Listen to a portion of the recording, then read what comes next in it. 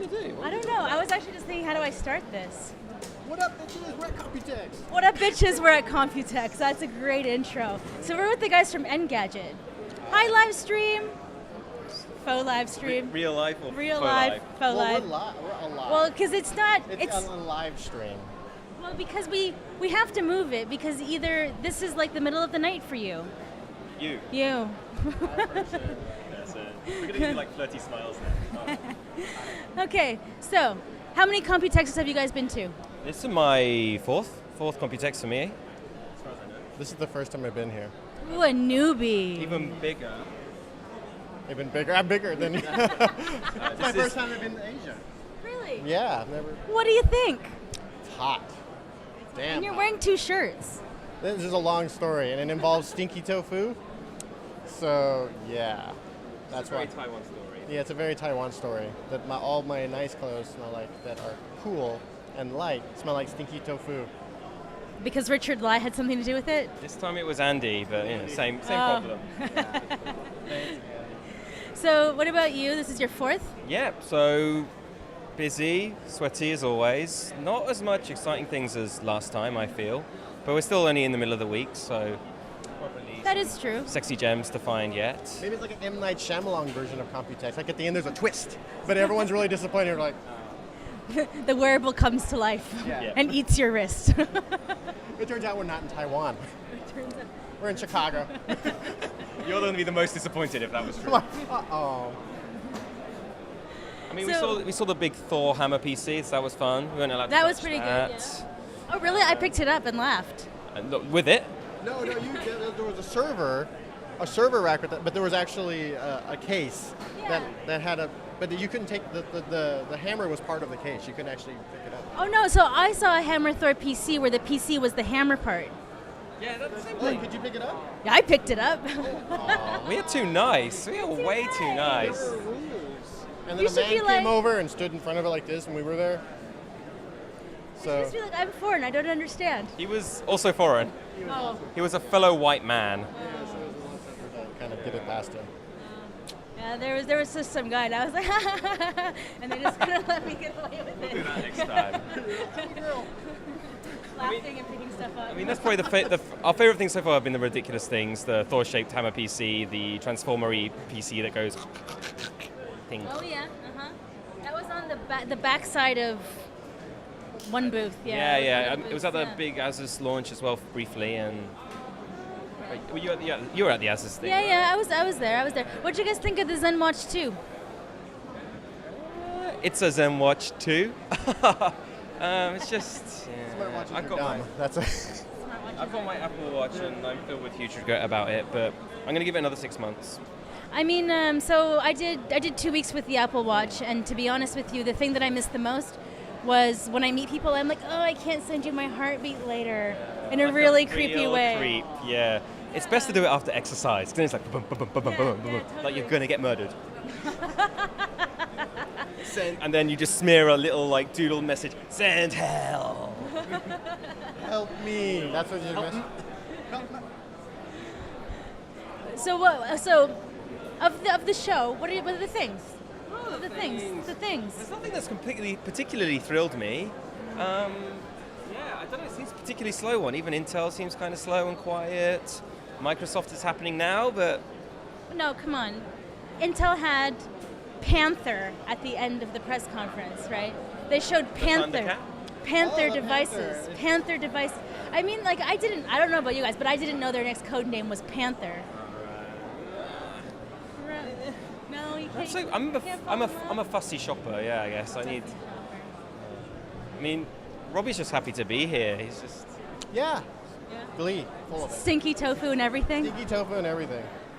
No, it's interesting to come here because it feels, Computex feels like CES 5 years ago. Yeah, you know, somebody was telling me, they're like, you remember Comdex? And I was like, no, I haven't been in the industry that long. But okay. I'll agree with you. I mean, you'll get all these up and coming companies. Of course, are going to have even more exciting things to come. So yeah, I think the delivery is different. It's an Asian show, which means the delivery is a bit different to big American shows, big European shows. So the one of the more interesting companies for me this show was the rebranding of Case or Cooler Master.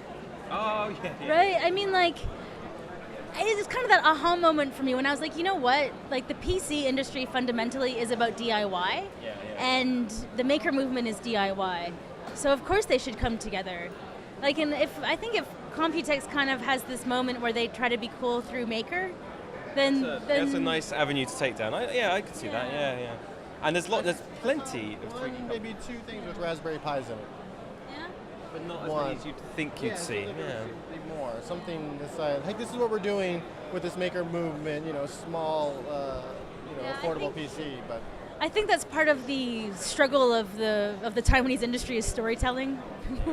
How to sell it, how to pitch it. Yeah. Or even how to they don't even know what their own story is. They're like, we make this component. It's small. Our biggest concern, me and Robbie's biggest concern, is we've been desperately trying to find backlit keyboards, lightning cables, smart home security cameras, and can't find any of that stuff. Really? Are you kidding me? We are kidding you. Oh, okay. You're in serious presenter mode. I was like, wait, those are the only. This is the only things that I ever find. Wait, I spend what 70% of my time with those things. Yeah. And I was like, what hall are they going to that I'm not? It's the sexy hall full of sexy robots. Detention hall. That's right. I was like, I want to go to that hall. Yeah, the one without all this stuff, please. Yeah, so there's still plenty of that here. I'm hoping we'll still find some diamonds in the rough. No, for sure. And you pointed out the cat facial recognition. It's not new, I but hadn't heard about it. cats. I hadn't heard about it though. The internet is built on cats, and so And technology. well, mostly cats. Mostly cats. Technology. Cats using technology. Cats push the technology forward. People say it's porn. It's actually cats. You're like, oh, porn pushes technology forward. Nope, cat adoption. I mean, and cats using technology, I think, was like one of the biggest trends of 2012. I was going to say, some of the things that the Taiwanese president mentioned in his speech when he was here. Yeah, cats. That's all he said, and then he came off the podium. Thundercats. Thundercat. Oh, Thunderbolt. Probably good crossover. It's good. I'm sure there'll be something more. I think I'm just tired and cranky now, and it's time to eat, Xiaolong Bao and wheat. Or cranky. I just want to write something. I just want to write something. I just want to find something that's cool, and I feel like there's the Computex is in this weird timetable within the middle of the year where people aren't really releasing anything new. Intel's like, hey, we made the graphics better on our stuff, but most consumers don't really care. People on the consumer end, it's very much like an event for people who want to buy a motherboard. You're like, I need a motherboard. Let's go to Computex. An event for those kind of readers or customers. It's an event for the people making all these PCs. That's why Intel's here and Microsoft is here doing big shows. It's for people who make those PCs, people who are going to buy those, use those chips and make and build new PCs and stuff. But like customers. But like, we report on the devices that those customers make. Right. You know what I mean? So like when we go to the bar, I don't know, I haven't been able to this show, but when I do go, like when I have gone to the bar at other Computexes, the entire discussion at the bar is about next generation PC devices, right? And like what the next generation is looking like. Like I just kind of wish that somehow we could translate the conversations we hear into actual stories with photos. Because right now it's like, it's coming, it's gonna be amazing, don't tell anybody though, right? I mean like, that's half the problem with wireless charging. You've had the story or you've had the sell and now it still hasn't taken off because, I don't know why, it's just complications. You have to buy another case for your phone and then you have to find this, you have to buy another, and you're like, well, I can just buy a cable. Why wouldn't I just, or I can just, I could just buy a case that has a cable and I can plug that in anywhere. Or wireless chargers, like, oh, you can charge anywhere. Like, I kind of do that now. I could see it hitting off, and this is something that's already happened, but like, if Starbucks and McDonald's install it in their tables, then people start using it, then they'll want it in their homes because they find the convenience of it or the ease of it. They have it in Starbucks in San Francisco. I know that happens, but it doesn't happen enough, or, there's that white point. So, you guys are right. You're totally right. What are the trends of the show? Now you have me thinking about it, and I'm kind of like, maybe come closer to me as well, just to make sure you're in frame. Incremental updates to the components that power your awesome things. It's a really long... That is so unsexy. It makes me want to hurt myself. Exactly.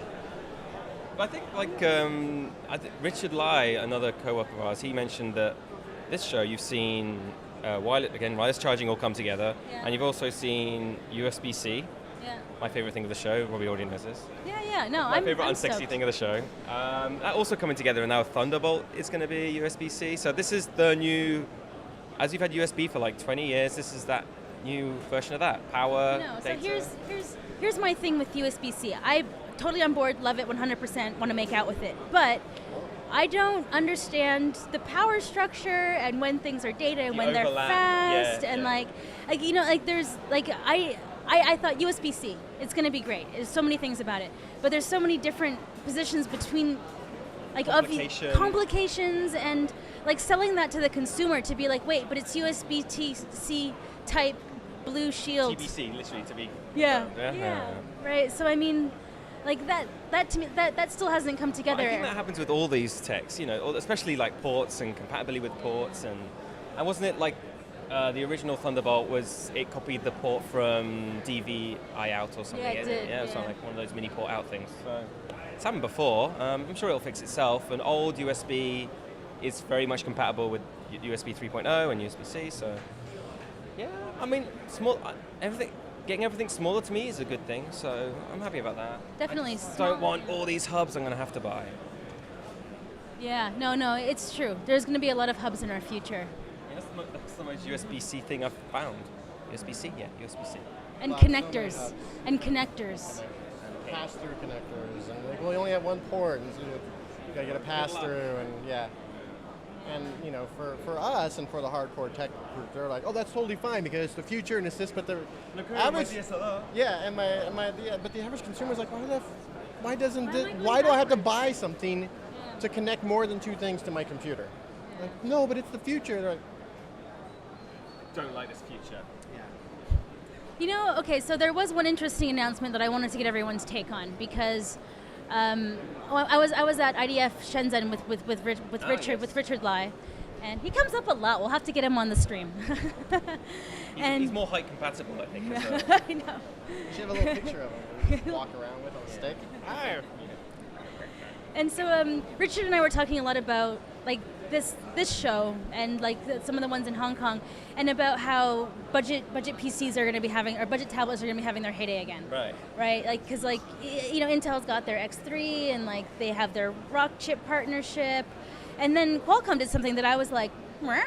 Yeah, right? And I haven't had a chance to really think about it, like to be honest, right? Well, they're all winner partnership. Yeah. So right? they're doing exactly the same thing, aren't they? And I was like, wait, did Qualcomm just play catch up with Intel on mobile? That seems like... But Intel have got a lot of clever people. They've just... Yeah. Well, I think up until very recently, Intel was kind of too invested in the PC stuff to kind of completely understand the mobile and where it was all going, and the scale of everything, and the insanity of mobile. And now they've kind of got their act together, and maybe they brought mobile-savvy people into the company, but now they know.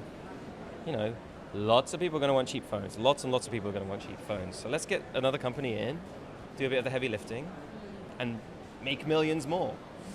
Yeah, they really consolidated that whole section because they had the mobile section, and there was just a bit of a mess. And when you question them about it, they would just get very upset, and they'd be very... Start crying. Yeah, Pouring up their collar. I'll tell you a story later about crying. This is the bar talk we were talking Making people cry in meetings. Again. But they finally sort of got their mobile, they got their jam together and they're kind of moving forward and they're in other devices. And if they have to start, down at the bottom and work their way up, then that's what they're going to do right now. Isn't that what Qualcomm did to some extent? Qualcomm wasn't really known, and then smartphone boom happened, and then everyone knows what Qualcomm is. Well, probably most of the people watching this know what Qualcomm is. Yeah. They make chips. Like with fish and chips. With the dragon. Very Chinese. It's a beatnik dragon. It's a beatnik. It's a beatnik. I like that. You should make a Vine video. You will. Thanks for this. One of Robbie's latest vines, you hear me in the background going, "Do some work, Robbie." And this is Engadget. So professional. All right, so I guess we should probably get back to work. I'm going to go find this cat facial recognition thing because I haven't seen that before. And you guys are off to do... Oh, we got this really important thing. We got a very high-powered meeting. A high-profile executive from a very important company. I'm afraid I can't tell you who it is right now. Silicon Valley. .com. Dot. Net. All right, guys. So we're gonna go show you some videos of things that I found on the show floor that are more awesome than what these guys found on the show floor. So it's more awesome than these guys.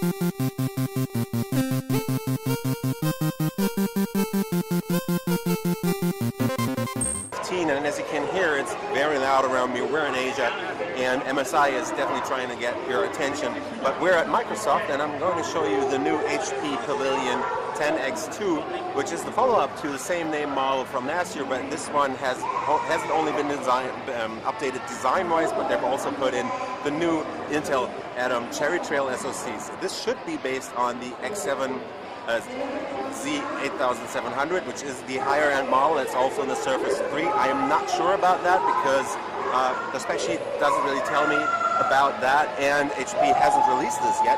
So this is definitely the first time we're seeing this. The device is running 2 gigs of RAM and 32 gigs of flash storage. There will probably also be models with 4 gigs and more flash storage, either 64 or 128. We don't know about that yet, but we'll let you know as soon as we can on mobilegeeks.com. Let's take a quick tour, and as you can see, this is attached to the keyboard base with magnets, and the keyboard base is actually a fully sturdy version, not a flimsy type cover like on the Surface 3. I cannot really unlock this device because the Windows 10 version that is on here right now doesn't really run well. They haven't been able to set this up fully because they've been playing around with it for more than an hour and it hasn't been working yet. As you can see, this sports pretty much the same design as you know from the other HP tablets. So they have the 2 speakers on the top and on the bottom, or on the 2 sides. And as you can see right here, the sound is powered by Bang & Olufsen from Denmark, which should guarantee some very nice sound. The speakers also make for a pretty wide design, although this is just a 10.1-inch screen, or at least it seems like that. It does have pretty wide bezels on this device, which is not always a bad thing because you can hold this very comfortably that way, but it's also, you might cover up the speakers on the side right here, but they're front-facing and they're probably going to deliver a very nice sound. I can't tell you anything about the camera. I think it's a VGA camera or maybe a 2-megapixel cam. The screen itself, 10.1-inch, definitely an IPS panel because the viewing angles are pretty nice. And it's got a resolution of 1366 by 768, at least that is what I guess. It could also be 1280 by 800. I can't really tell you about that right now. We'll figure that out and let you know as soon as we can. Let's take a quick tour around. You can see that it's like a wedge-shaped design, but they're also cheating a bit up here because this part up here is rounded off to make it look thinner on the sides. And let's start off down here. We have a full-size USB 3 connector at the bottom right here on the right side. Right next to that is your new USB Type-C connector. So also HP is starting to implement those Type-C connectors on their tablets right here running Windows 10. That's micro HDMI out there, and that is your micro SD card slot. Up here is the Windows button, which is kind of an interesting placement right there on the side. It does click pretty nicely, though it doesn't feel very sturdy, or yeah, the quality doesn't seem to be the highest. We have a volume rocker up here, which is kind of hard to press, but we'll see. This is still a pre-production model, and it's probably going to change towards the final production models. Up top, you'll end up with the power button right here. It does turn off and on the device. Right next to that are the 2 stereo microphones on the right, towards the right of the device. And on the left side, there is nothing except for the headset jack. My guess would be that charging is realized through the USB Type-C port, which is a good thing as you can push up to 100 watts through that small port down there, so charging shouldn't be a problem and it should work out pretty fast. On the bottom, you got the docking ports. These are the connectors where the device hinges onto the keyboard, and this is the pogo pins connected to the keyboard base, which isn't powered, and it's not connected through Bluetooth or anything. The whole thing is made out of plastic. It does feel a little cheap because it's pretty easy to, or there's like maybe half a millimeter, but you can feel that I can press on the back and it actually touches the innards of the device. But other than that, it feels pretty sturdy. It doesn't really bend at all. Well, this thing actually does bend because it's still a pre-production model, I guess would be, and they're probably going to work on that. The weight of the tablet is, as a whole package, supposed to be around 800 grams, including the keyboard, so the tablet itself seems to be around 500 grams, my guess would be. And yeah, let's take a quick look at the keyboard. It attaches through strong magnets up here, so let me just try to attach that. Oh, didn't hit the right spot there. Going like this, and there you have it. It does connect like this. The keyboard size is definitely decent because they have wide spaces between the keys right here. You have huge shift keys on both sides, plus a bunch of special keys for Windows. Also, this seems to be for switching between the tablet mode and the normal desktop experience on Windows 10. On the side, you can see that it kind of reminds me of the Asus devices, or even the Acer Aspire Switch series, where you have this hinge back here that also tilts and connects to the device. There is absolutely no ports on the keyboard itself, though, which makes it pretty thin. And as you can see, you can actually tilt this way far back. This Mobile Geeks video is powered by Asus. Hey, I'm rolling with Mobile Geeks right here at Computex 2015, and we're taking a look at another new Asus device, and they're really pumping out the devices right here. I think we're close to 30 now. This is the new Asus Transformerbook Flip TP200, which is a cheap flip style model that has a 360 degree hinge, so you can definitely flip this over if you want to. I can fold it down backwards because there's an alarm system on here that will probably break the screen if I turn it all the way around. As you can see, we're running Windows 10, and if you look closer, I don't know if you can see that, but we're running the new Intel Braswell SoCs on here because this is based on the Intel Pentium N3700, which is a quad-core SoC running at 1.6 gigahertz base frequency, and it goes up to 2.4 gigahertz on Turbo Boost. The whole thing is an 11.6-inch device with an IPS panel and a screen resolution of 1366 by 768 in this case. Viewing angles seem pretty decent. If you look from the sides, you'll see, yeah, you can always discern everything, although as you can already see from this video that the screen isn't the brightest. That might change until the device comes to market after July with Windows 10, I guess. But for now, it doesn't seem to be the brightest because I've already turned this up all the way. Under the hood, we also have 4 gigs of RAM maximum and up to 128 gigabytes of SSD storage on the higher priced models. The low-end models will have 2 gigs of RAM and 32 gigs of flash storage. I don't know anything about the pricing yet, but my guess would be we're going to start at around $400, maybe even less than that. Let's take a quick tour around. We have a VGA camera up here on the front. No Windows button on here, except for the keyboard one. The hinge back here feels a little flimsy still, but this is still pre-production. Huge shift keys on the right and on the left, and as you can see, this is a Russian keyboard, so it kind of tells you where this is going to be coming to market. We have a Windows button on the left and pretty small arrow buttons on the right over here. This feels like metal on the palm rest, but I can't really tell you if it actually is metal. The lid definitely has a metal cover on the back. The trackpad is huge. It does have a pretty good click point. It does feel pretty nice, and it's not wobbly at all. We'll see how well that whole thing works out once it comes to market. And yeah, let's go on to the sides. We have a proprietary charging port back here. That's the one that you know from the Asus eBook X205 TA, so maybe the charging adapters will work from that model too. We have the volume rocker back here, plus your on and off button. This is a micro SD card reader, micro HDMI out right next to that, and a full-size USB 3 port right next to that. And the new one on the front right here is the USB Type-C connector that they're also adopting on this model now.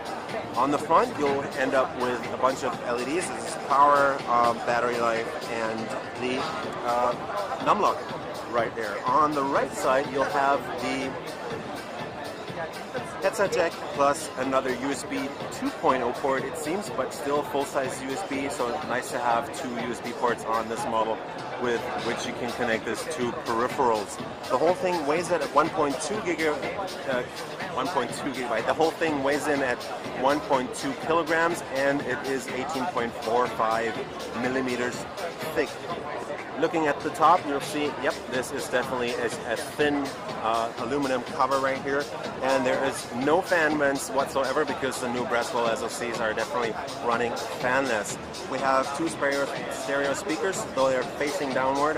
We'll see how good the sound is going to be on that, but as you can hear, I won't be able to show you what the sound is like on this device. One thing I noticed is that it's kind of hard to open this thing up, but we'll see, because this is still, again, pre-production, and you'll always want to remember that looking at these devices here at Computex. As you can see, you can definitely tilt this over and have it stand on the table to get the different modes, but you can't remove the screen from the keyboard base. So this has just been a quick look at the Asus Transformer Brick TP200SA here at Computex 2015. This Mobile Geeks video is powered by Asus. Hey, I'm rolling with Mobile Geeks right here at Computex 2015, and we're taking a look at the Acer Aspire Switch 10V. Why is it called V? Because it's a higher-end model, or a next-generation model of the good old Aspire Switch 10. It's been enhanced in a bunch of ways. It's now using a Full HD panel. I don't know if there is going to be a WXGA version, but right here we have the Full HD panel. It is a 10.1-inch tablet that's running at 1920 by 1200 pixels resolution. The screen is very nice because it's not only crisp, it also has good viewing angles, and as you can see, the brightness is also very decent, I think. The whole thing should be coming out pretty soon because it's still running Windows 8.1, but I'm not sure about that. It's probably going to launch with Windows 10, or it might launch just ahead of Windows 10 and then be upgraded for free. What's new is also under the hood, because they are switching to the new Intel Atom X5Z8300, which is the new low-end version of the X5 Cherry Trail SoCs from Intel that's running at 1.44 gigahertz in this case, in the base frequency, and it goes up to 1.84 gigahertz. The new chip is combined with 2 gigs of RAM and 32 gigs of flash storage. There's probably going to be models with 64 and even a hard drive maybe in the keyboard dock, because the keyboard dock is still around. We have 2 gigs of RAM. I don't know if there's going to be a 4 gig model, but let's hope so, because the new Intel Cherry Trail chips definitely support that. Other than that, we have a front-facing camera up here, which my guess would be is a VGA cam, or maybe a 2 megapixel camera in this case. Other than that, we have 2 speakers at the bottom right here, so it's nice front-facing stereo speakers. I don't know about the sound quality. As you can hear, there's super noisy stuff going on around me behind me right now. We have the keyboard docking ports down here. These are the these are the magnet hinges that hinge onto the keyboard. These are the cocoa pins for the data connection between the keyboard. It's not using Bluetooth in this case. Let's go over to the side. We have your charging port right here, so they're not charging it through USB or micro USB, but you can use a proprietary charger that should definitely juice up this tablet much faster. We have a micro USB port right there. This is your micro HDMI out. Nice to connect it to an external display and use it as a desktop PC. We have a headset jack, 3.5 millimeter right there, micro SD port, a micro SD card reader, and a mic on the right. There's probably one on the left too. I don't know about the resolution of the rear-facing camera. My guess would be it's a 5 megapixel camera. Could be more. Could be an 8-inch, an 8 megapixel camera, for example. We have a full metal back right here with this kind of scratchy pattern on here that Acer's been adopting to the other plastic covers on the other devices too. And we have a plastic cover over on top of the antennas right there. Let's go over to the, in this case, looks like the right side of the tablet. We have the Windows button right here, which is kind of interesting right there. Plus, this is your volume rocker and the power button up here. There is pretty much nothing on the top, and as I said, nope, just one mic right there. Let's just dock this into the keyboard. I don't know about the battery life, but it seems pretty light, so my guess would be it will be around 6 to 8 to 10 hours, depending on how you use the device. The keyboard docks through magnets as usual. The design is kind of weird, but we've known that from the other Acer devices because they've combined the enter button and the other buttons here, also on the left right there, and down here it's all mushed up into one, which isn't very nice when you're typing on it. Other than that, the lift on the keys seems pretty decent, and it doesn't really bend. That's nice. So if you put it down, you should be able to type very nicely. Trackpad is decently sized, has a good click to it. Actually, that's better than on the Acer or the Asus tablets or on the Asus keyboard docks. Yeah, it feels very nice, and it also has a nice touch on its surface. On the side, you get a USB 3.0 port right there, so you can hook this up to peripherals like a keyboard or maybe even your hard drive, for example, that you want to use to put bigger files on. There is one big thing that I don't like about this device, and that is if you put it down and you tilt the screen further back, it doesn't go very far without the device tilting backwards. So that's about as far as you can go back before the device tilts backwards. So that's the point where it tilts. Put it down and it's gonna fall over backwards. So that's not very nice. Asus should definitely work on the design in that case right there. If you fold it down, you'll end up with a package that's, my guess would be just 2.5 centimeters thick, and it weighs in at 1.2 kilograms, my guess would be. The cover on, or the keyboard dock, is made out of plastic, and it's also got this pattern to it, so it doesn't attract any fingerprints at least. I don't know if there's going to be a hard drive in here or a additional battery. In this case, there probably is, because it feels very, very light on here. At Intel, they have technology that lets your face be your password.